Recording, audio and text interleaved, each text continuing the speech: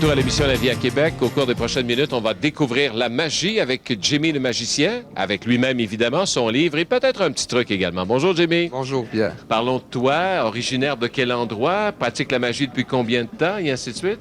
Oui, je suis originaire d'East Broughton. Je demeure maintenant à Saint-Georges, dans la Beauce. Alors, je fais de la magie depuis que je suis tout petit, mais ça fait environ 10 ans que je me fais engager pour faire de la magie.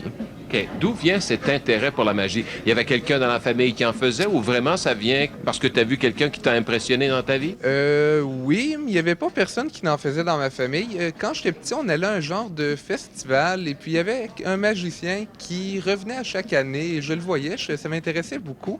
Et un petit peu plus tard, vers l'âge d'à peu près 14-15 ans, j'allais au marché aux puces Jean Talon, ici à Québec, avec mes parents. Il y a un magicien qui pratiquait, qui vendait quelques petits tours à la fin. Et moi, je passais mes journées à le regarder pendant que mes parents partaient magasiner un petit peu partout. Ils n'étaient pas inquiets de me laisser là parce qu'ils voyaient déjà que j'étais vraiment passionné. Jimmy, en lisant ton livre, j'ai appris évidemment, parce que le but de l'exercice, c'est ça, c'est de découvrir la magie avec Jimmy, mais aussi j'ai appris plein de trucs. Tu dévoiles tes secrets dans le livre. Ben, mes secrets. Je devrais plutôt dire mes premiers petits trucs grâce auxquels je me suis intéressé à la magie, que j'ai découvert ma passion. Alors, j'espère pouvoir susciter la passion chez d'autres jeunes gens. Des idoles, Jimmy, on pense à David Copperfield, on pense à Alain Choquette. J'imagine lorsqu'on commence à faire de la magie, il y a des mentors à quelque part, des gens qui nous guident dans ce métier-là.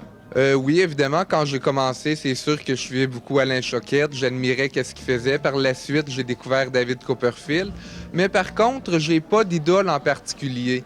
J'aime un petit peu de tout, un petit peu. Je vais chercher un petit peu tout ce que j'aime de chaque magicien là.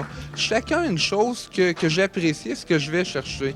Mais par contre, dans les magiciens que le public connaît, celui que j'admire le plus est maintenant décédé, c'était le célèbre Houdini. Ah oui. Évidemment, le grand Houdini, le maître de l'évasion. Qui, lui, en plus de faire des trucs de magie, était maître, justement, de l'illusion. Maître de l'illusion, il s'est plutôt fait connaître comme le maître de l'évasion. Oui, aussi. Aussi. Okay. Jimmy, la réaction des gens, c'est l'incrédulité, tout d'abord. Lorsqu'on regarde un magicien, on se demande toujours, c'est impossible. Et c'est là le but du magicien, de rendre ça le plus mystérieux possible. Évidemment, mais le but principal, c'est plutôt d'amuser les gens, de leur faire vivre simplement un beau moment. Professionnellement parlant, au Québec, il n'y en a pas tant que ça de magiciens. Vous êtes un petit nombre d'individus qui pratiquent ce métier-là. Il y a beaucoup je dirais, magiciens qui font des tours de magie juste pour le plaisir, comme ça, pour s'amuser chez eux, à leur famille, à leurs amis. Des magiciens qui font des spectacles, il n'y en a pas tellement au Québec. Là. Il y en a quelques-uns. Évidemment, il y a Alain Choquette qui est bien connu, mais il n'y en a pas tellement qui sont connus au Québec. Là. Les gens qui t'engagent sont souvent des gens dans des congrès ou des choses comme ça. Et toi, ton but dans la vie, ce sera de produire un jour ton propre spectacle de magie, j'imagine. Ben oui, quand même, à court terme, j'aimerais pouvoir présenter mon propre spectacle un petit peu partout dans les salles du Québec. Et éventuellement, j'aimerais me promener un petit peu partout dans le monde, dans les gros casinos, pour pouvoir présenter un spectacle en musique. Est-ce qu'il y a des recruteurs, des gens qui font le tour de différents endroits pour trouver des magiciens, justement, j'imagine? Je pense que c'est comme n'importe lequel artiste de variété, mais que c'est des gérants qui sont dans le monde du spectacle qui pourraient me découvrir.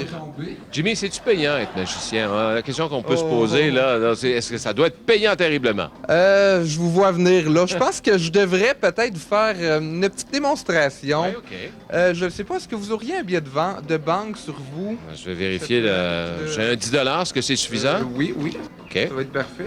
Alors, bon, c'est un vrai 10. Je vais simplement le plier comme ça. Là, vous me regardez comme il faut. Oui.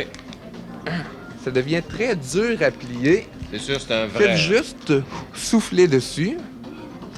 Et on va regarder ce qui arrive à votre billet de 10 $. Si je fais juste le déplier comme ça. Alors, on a maintenant un vrai billet de 100. Votre billet de 100 que je vous remets. C'est bien. Je vous le donne. C'est très payant, donc, être magicien. Si ben là, je vous laisse en déduire ce que vous voulez.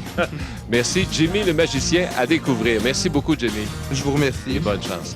Voilà, c'est tout en ce qui concerne l'émission La vie à Québec. Ici Pierre Gingras. Je vous dis à la prochaine. Merci d'avoir été là.